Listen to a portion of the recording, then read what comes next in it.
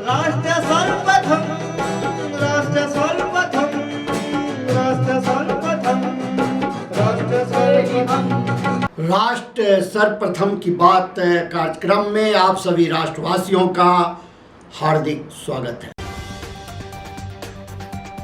नई दिल्ली में संसद के शीतकालीन सत्र का सफलता के साथ आयोजन हो रहा है। संसद के सत्र का 6 दिसंबर को तीसरा दिन है। इस दौरान प्रधानमंत्री नरेंद्र मोदी ने एक खास बैठक बुलाई।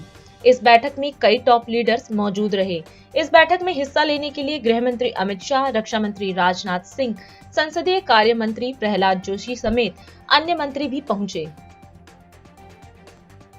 असम के नागांव जिले में बुधवार को पुलिस ने हिरासत से भागने की कोशिश कर रहे एक व्यक्ति को गोली मार दी, जिससे वह घायल हो गया। जानकारी के अनुसार व्यक्ति को कथित आपराधिक गतिविधियों में उसकी संलिप्तता के कारण गिरफ्तार किया गया था। दिल्ली के मुख्यमंत्री अरविंद केजरीवाल ने कहा कि सार्वजनिक धन का दुरुपयोग बर्दाश्त नहीं किया जाएगा। धन के दुरुपयोग के आरोप के बीच अरविंद केजरीवाल के नेतृत्व वाली सरकार ने नियंत्रक एवं महालेखा परीक्षक द्वारा दिल्ली जल बोर्ड का ऑडिट कराने का निर्देश दिया है। उन्होंने कहा कि पिछले 15 वर्षों के रिकॉर्ड का ऑडिट किया जाएगा। लोकसभा में बुधवार को द्रमुक नेता डीएनवी सेंथिल कुमार की विवादास्पद टिप्पणी पर सदस्यों के बीच हंगामा हुआ, जिसके कारण कार्यवाही अचानक स्थगित करनी पड़ी। प्रश्नकाल के दौरान जब द्रमुक नेता टीआर बल्लू पीडीएस पर पूरक प्रश्न उठाने के लिए खड़े हुए तो संसदीय कार्य मंत्री प्रहलाद जोशी ने उनसे सेथिल कुमार द्वारा मंगलवार को की गई टिप्पणी के लिए माफी मांगने को कहा। हंगामे के बाद डीएमके सांसद सेथिल कुमार ने विवादास्पद टिप्पणियों पर लोकसभा में खेद व्यक्त किया। शिवसेना नेता संजय राउत ने बुधवार को अपनी पार्टी के नेता उद्धव ठाकरे का नाम तब लिया जब एक पत्रकार ने उनसे पूछा कि क्या 2024 के आम चुनाव के लिए इंडिया ब्लॉक के पास प्रधानमंत्री पद का चेहरा होना चाहिए। हालांकि उन्होंने सीधे तौर पर ठाकरे का नाम दौड़ में डालने से बचते हुए कहा कि वह ऐसा कुछ भी नहीं कहना चाहते जिससे पार्टियों के बीच दरार पैदा हो। गठबंधन इंडिया को लेकर पूछे गए सवाल पर उन्होंने कहा कि इस पर चर्चा जरूर होगी। हाल ही में हुए विधानसभा चुनाव में जीत हासिल करने वाले भारतीय जनता पार्टी के 10 सांसदों ने अब संसद की सदस्यता से इस्तीफा दे दिया है। खबरों की माने तो बीजेपी के राष्ट्रीय अध्यक्ष जेपी नड्डा और प्रधानमंत्री नरेंद्र मोदी के साथ बैठक के बाद यह फैसला लिया गया। मध्य प्रदेश में चुनाव जीतने वाले सांसद नरेंद्र सिंह तोमर, प्रहलाद सिंह पटेल, राकेश सिंह, उदय प्रताप और रीति पाठक हैं। 2024 लोकसभा चुनाव से पहले मुख्यमंत्री ममता बनर्जी ने बीजेपी को फिर से तृणमूल के मंच पर चुनौती दी है। साथ ही उन्होंने हालिया में विधानसभा में निराश हुई कांग्रेस को भी खास संदेश दिया। द्रमुक सांसद डीएनवी सेथिल कुमार के गौमूत्र वाले बयान पर राजनीतिक बवाल जारी है। हालांकि उन्होंने अपने बयान पर आज खेद भी जताया। बयान को संसद की कार्यवाही से हटा दिया गया है, लेकिन भाजपा पूरे मामले को लेकर जबरदस्त तरीके से हमलावर है। इन सब के बीच तमिलनाडु भाजपा प्रमुख के अन्नामलाई ने डीएमके नेता पर जमकर निशाना साधा। केंद्रीय गृह मंत्री अमित शाह ने लोकसभा में कहा कि जम्मू कश्मीर पुनर्गठन संशोधन विधेयक उन सभी लोगों को न्याय दिलाने के लिए लाया गया है जिनकी 70 साल तक अनदेखी की गई और जिन्हें अपमानित किया गया। उन्होंने कहा कि प्रधानमंत्री नरेंद्र मोदी ऐसे नेता हैं जो गरीब और पिछड़ों का दर्द जानते हैं।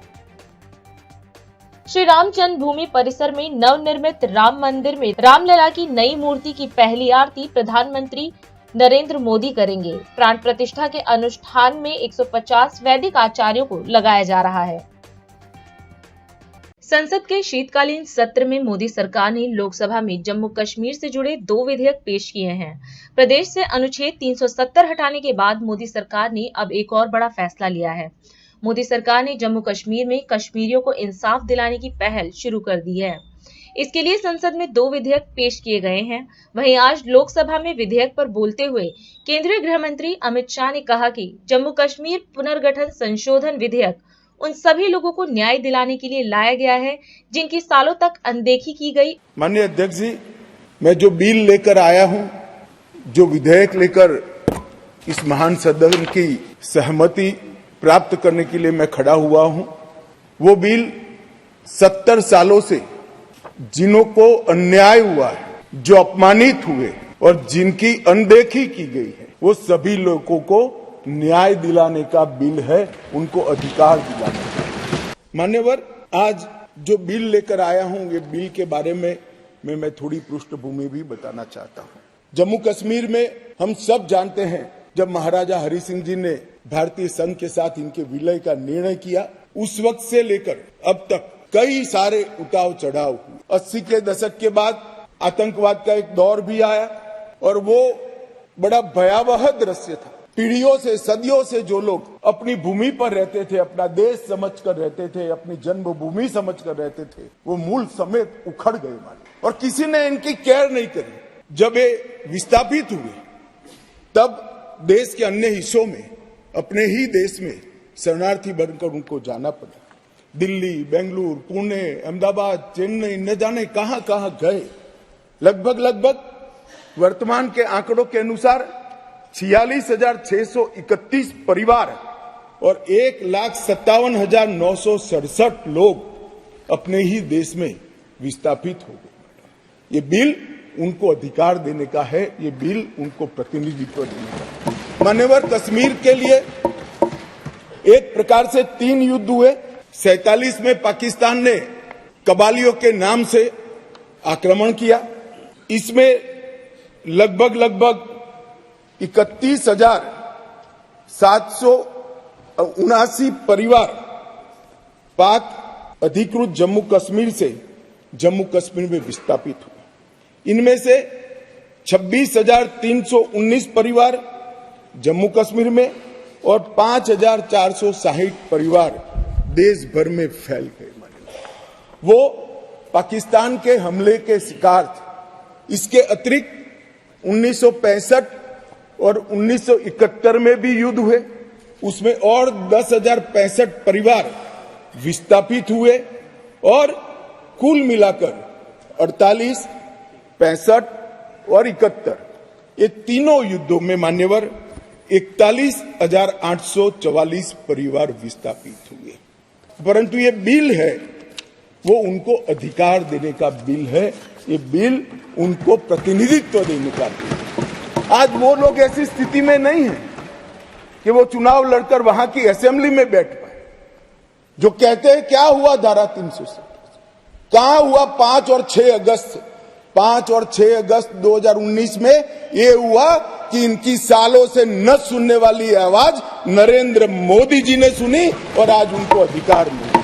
जिस 5 और 6 अगस्त का बिल, इसी बिल का हिस्सा था न्यायिक डिलिमिटेशन। ये एक शब्द नहीं है, 2 शब्द जोड़कर बना है, क्योंकि पहले जो डिलिमिटेशन हुआ था वो इस तरह से था, एक कॉन्स्टिट्यूएंसी यहां बनी है और दूसरा ये वो कॉन्स्टिट्यूएंसी का हिस्सा 15 किलोमीटर दूर है।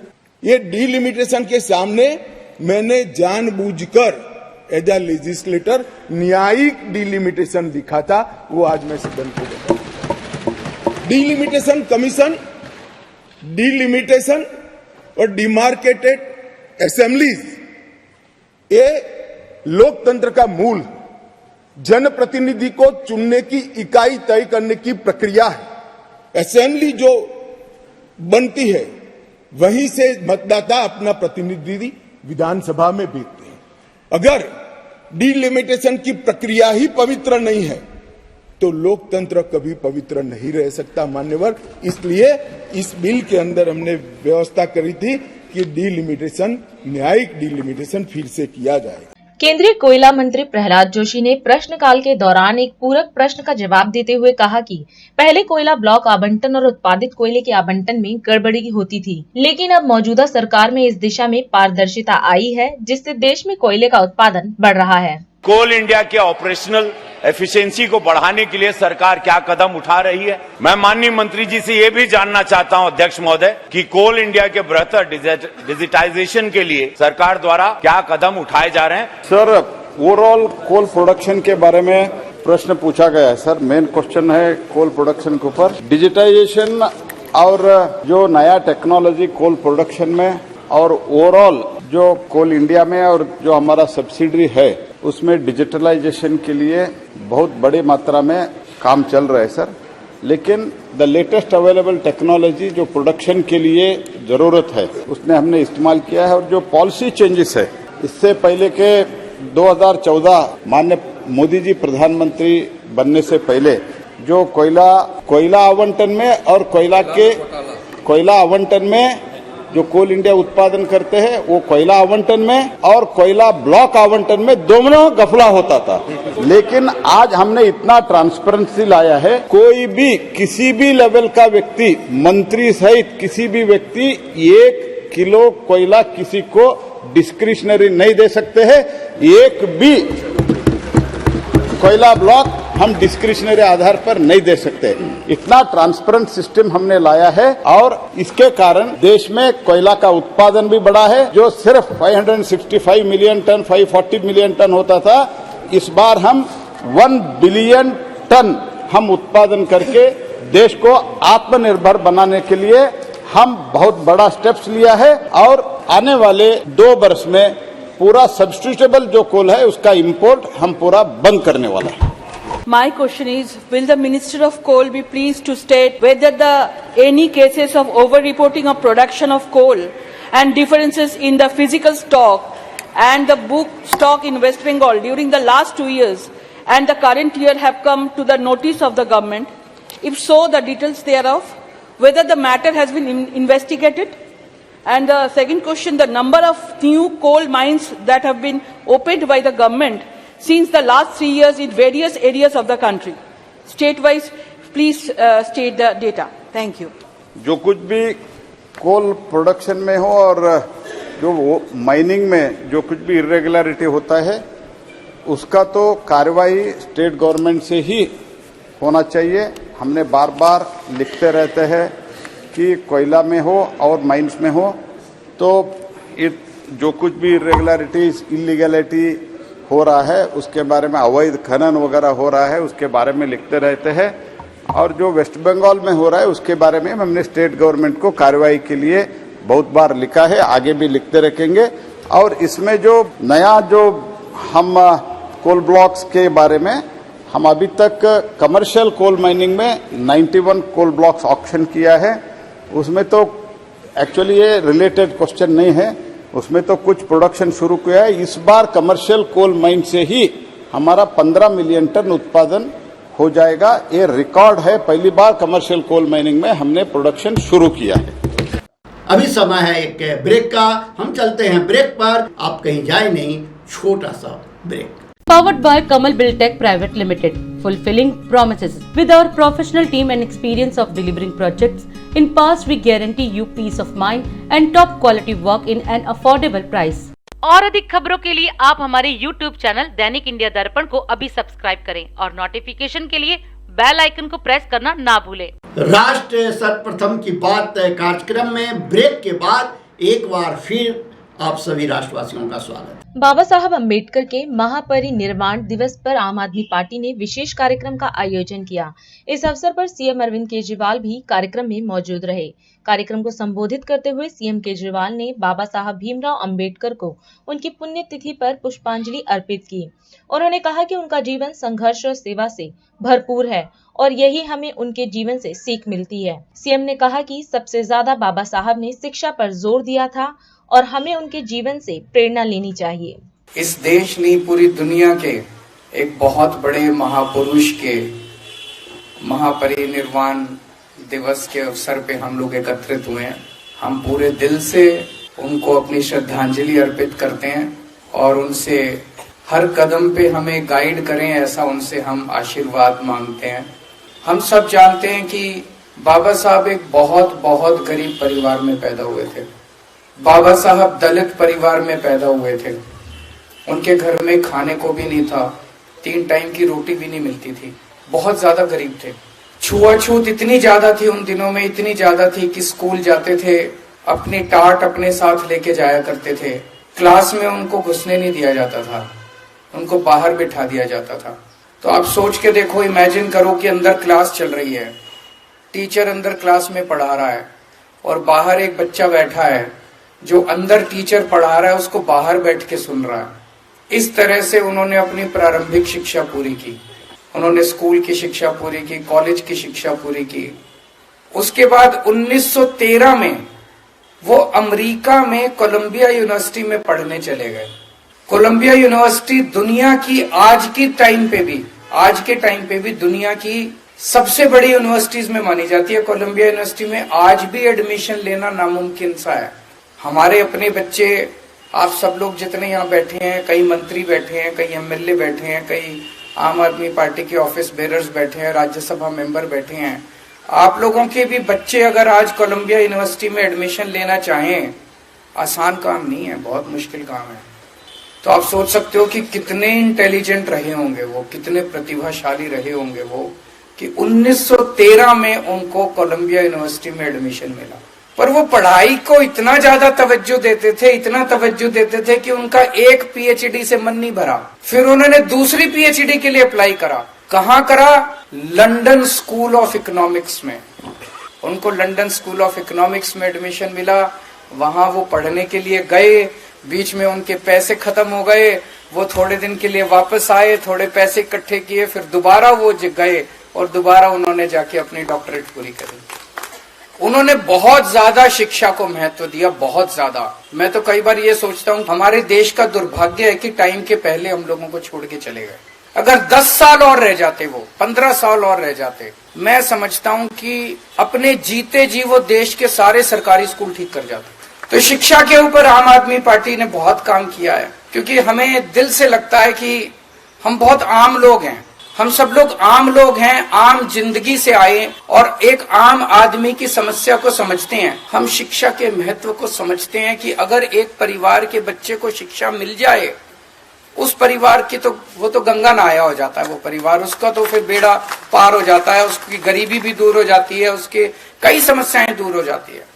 अगर 5 साल के अंदर, 7 साल के अंदर आम आदमी पार्टी की दिल्ली सरकार दिल्ली के 2 करोड़ लोगों के बच्चों को अच्छी शिक्षा दे सकती है, तो 75 साल में क्या हमारे देश के लोगों को, 140 करोड़ लोगों को अच्छी शिक्षा नहीं दी जा सकती थी? आज हम दिल्ली के अंदर जो काम कर रहे हैं, जो 18 लाख बच्चे सरकारी स्कूलों में पढ़ते हैं, आज हर एक का माँ बाप मानता है कि यार इन्होंने मेरे बच्चों का भविष्य तो बना दिया। उन 18 लाख बच्चों के माँ बाप का आशीर्वाद हमारे साथ है। आज जो करोड़ों लोगों का हमने मोहल्ला क्लिनिक में इलाज कराया, करोड़ों लोगों का अस्पतालों में इलाज कराया, अगर किसी का एक्सीडेंट हो जाए तो उसका मुफ्त में इलाज होता है, वो कुछ तो आशीर्वाद शीश दे के जाता होगा ना।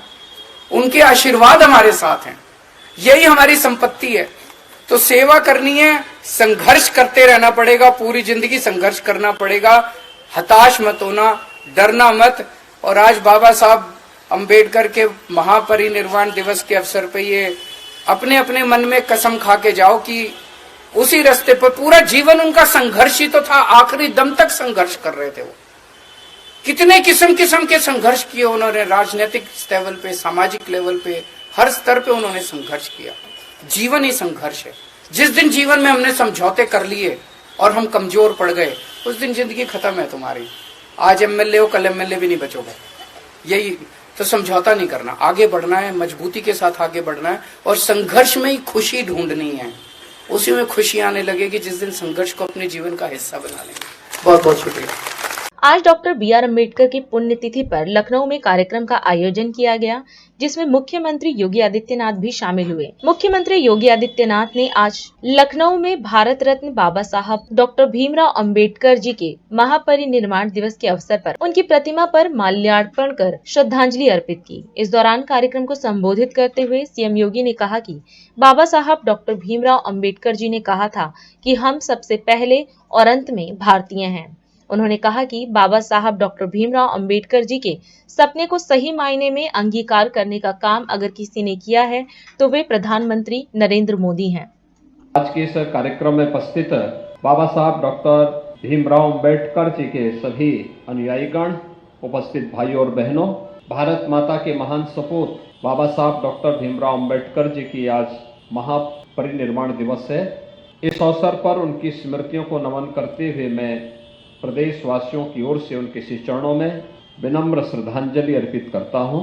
हम सब जानते हैं बाबा साहब भीमराव अंबेडकर ने एक बात कही थी, हमें धन्यवाद दूंगा कि आज उनके कोटेशन यहाँ जगह जगह लगे हैं, जिसमें उन्होंने कहा था कि हम सबसे पहले और अंत में भारतीय हैं। बाबा साहब भीमराव अंबेडकर को भी लालच देने का कार्य हुआ था, लेकिन बिना झुके, बिना डिगे वे भारत और भारतीयता के लिए कार्य करते रहे। और आज यही कारण है कि बाबा साहब भीमराव अंबेडकर से जुड़े हुए देश के अंदर हजारों की संख्या में स्मारक हैं। दुनिया में जहां कहीं भी जब भी किसी दबे कुचली समाज की आवाज को बुलंद करने की बात आती है तो लोगों के दिमाग में एक नाम बरबस आ पड़ता है, वह नाम आता है डॉक्टर बाबा साहब भीमराव अंबेडकर का नाम। पूरी दुनिया के अंदर हर वह दबा कुचला व्यक्ति अपनी आवाज को बुलंद करना चाहता है तो वह नाम वह स्मरण करता है बाबा साहब भीमराव अंबेडकर का। और बाबा साहब भीमराव अंबेडकर के इन्हीं सपनों को साकार करने के लिए केंद्र और राज्य सरकार अनेक कार्यक्रम कर रही है। बाबा साहब भीमराव अंबेडकर की पंच तीर्थों की स्थापना का कार्यक्रम हो, आदरणीय प्रधानमंत्री मोदी जी ने आने के बाद इन सभी कार्यक्रमों को आगे बढ़ाया। हमने समाज को जाति के आधार पर नहीं, हमने तो समाज को उसकी आवश्यकता के अनुरूप हर दलित, हर वंचित, हर गरीब, हर कमजोर व्यक्ति के साथ सरकार खड़ी है और सरकार उसको संबल प्रदान करेगी। इस दृष्टि से सरकार ने उसको अपना सहयोग देना प्रारंभ किया। भाइयों बहनों, 2014 के पहले एक सपना होता था आवास के नाम पे लोग किस प्रकार का मजाक बनाते थे। 20,000 में कोई आवास बन पाता है क्या? और जो नहीं बना पाता था उसके ऊपर अलग से कार्रवाई हो जाती थी। आज देश के अंदर 4 करोड़ परिवारों के पास अपना पक्का आवास है, जिन लोगों को प्रधानमंत्री मोदी जी ने पिछले 9-9.5 वर्ष के अंदर आवास की सुविधा दी है। और अभी भी एक लक्ष्य है कि जो बच्चे हैं उनको भी उपलब्ध करवाएंगे।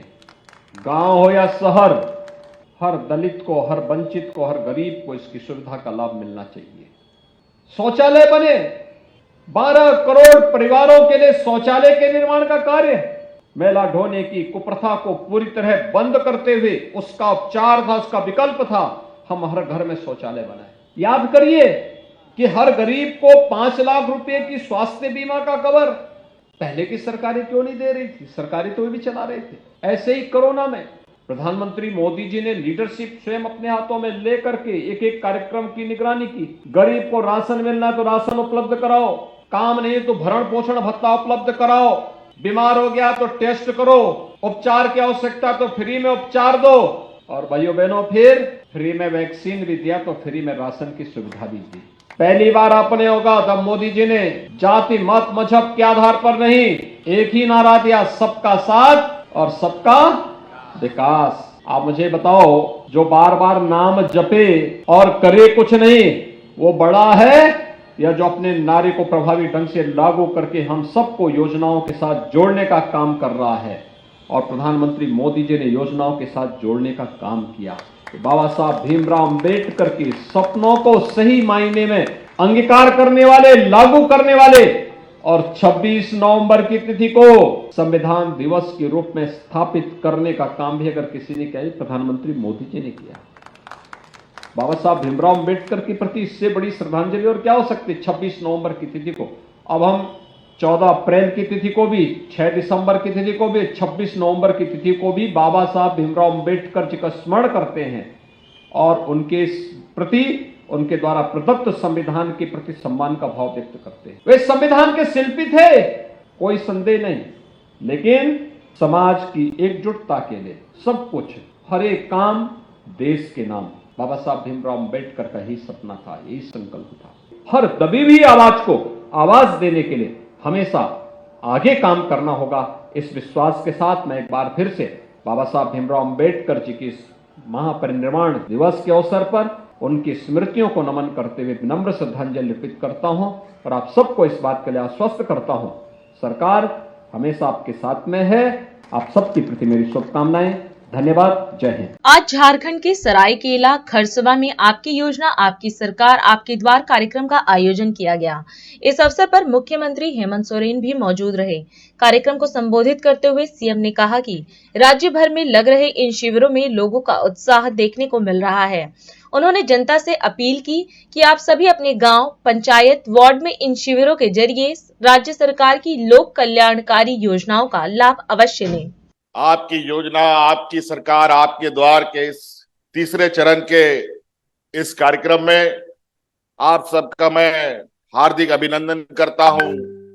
मुझे नहीं लगता है कि अब राज्य का कोई ऐसा कोना बचने वाला है जहां सरकार नहीं पहुंचेगी। अभी इस परमंडल, इस जिले का विशेष कार्यक्रम के वजह से ये थोड़ा पंडाल बड़ा बना है, लेकिन आज आपके इस जिले में और दूसरे प्रखंडों में भी, पंचायतों में भी शिविर लग करके ऐसे ही वहां पर लोगों की भीड़ जमा है। और वहां पर भी जिस तरीके से इधर दाएं बाएं काउंटर लगा हुआ है, वैसे काउंटर लगे हुए हैं और हर काउंटर में लोग अपने लिए योजनाएं ढूंढ रहे हैं। कोई वृद्धा पेंशन के काउंटर में अपना पेंशन बनवा रहा है, कोई अबुआ आवास के सेंटर पर आवास का दरखास्त दे रहा है, तो कोई सावित्रीबाई फुले समृद्धि योजना में शामिल होने के लिए हमारी बच्चियां लगी हुई हैं। हमारे किसान, नौजवान अपने लिए सरकार के द्वारा अलग अलग योजनाएं जो बनाई हैं उनको लेने का प्रयास कर रहे हैं। ये शिविर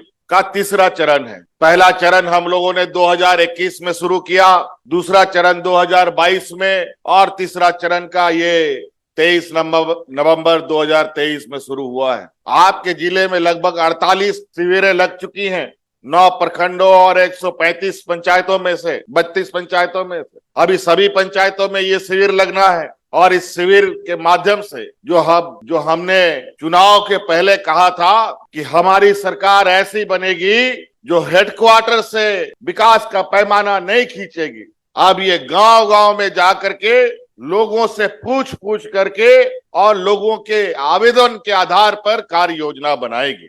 और आपको सुनकर आश्चर्य होगा कि जब पहला शिविर हम लोग लगाए तो 35 लाख हमको आवेदन मिला, दूसरा शिविर लगाए तो 55 लाख आवेदन मिल गया, लगभग 1 करोड़ के लगभग आवेदन और समस्याओं से भरा हुआ आवेदन। हम माथा पकड़ लिया कि 20 साल जो पूर्व की सरकारों ने क्या काम किया भाई गांव में। जो कर्मचारी का जिम्मेवारी आपको सेवा देने का था, पूर्ववर्ती सरकारों ने वो आपके सेवा के बजाय उन लोगों ने अपना सेवा करवा लिया। हमने उन सभी आवेदनों का एक सूची बनाया, एक एक करके समस्या का समाधान करना शुरू किया। पहला कौन होगा, दूसरा कौन होगा, तीसरा कौन होगा, चौथा कौन होगा, पांचवा कौन होगा और सरकार के पास संसाधन कितने हैं, इसके आधार पर हमने कार्य योजना प्रारंभ किया। हम सब जानते हैं झारखंड सबसे पिछड़ा राज्य है देश का। जिस तरीके से अलग राज्य का लड़ाई लड़ते लड़ते हमारे अनेक लोग शहीद हो गए, विश्व गुरु शिबू सोरेन जी जवानी, बुढ़ापा, बचपन सब राज्य को दे दिया, आज एक उम्र के पड़ाव में बैठे हैं। लेकिन जो असल अधिकार था राज बीतने के 20 साल के बाद भी हमारे लोगों को नहीं मिला। इसीलिए हमने सबसे पहले इन शिविरों का आकलन करते हुए इस राज्य के लोगों के सामाजिक सुरक्षा को प्राथमिकता दी। आज कोई हमारे गांव में विधवा महिला नहीं मिलेंगी जिनको पेंशन नहीं मिलेगा। आज कोई बुजुर्ग नहीं है 60 साल का उम्र का जिसको पेंशन नहीं मिलता है।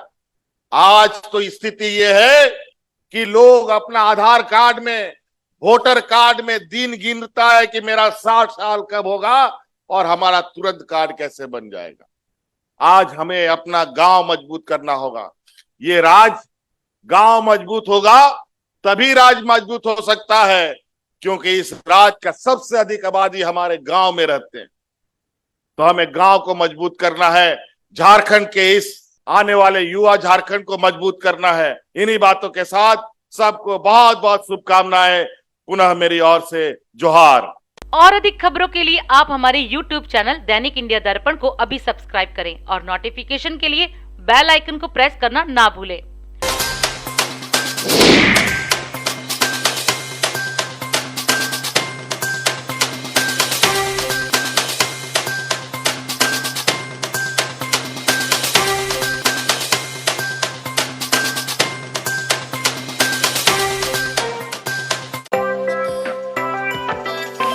आज हम इस कार्यक्रम में आपसे विदा लेते हैं। आप अन्य खबरों के लिए बने रहे। राष्ट्र सर्वप्रथम, वंदे मातरम, जाग उठा है भारत। राष्ट्र सर्वप्रथम, राष्ट्र सर्वप्रथम। राष्ट्र सर्वप्रथम राष्ट्र सर्वप्रथम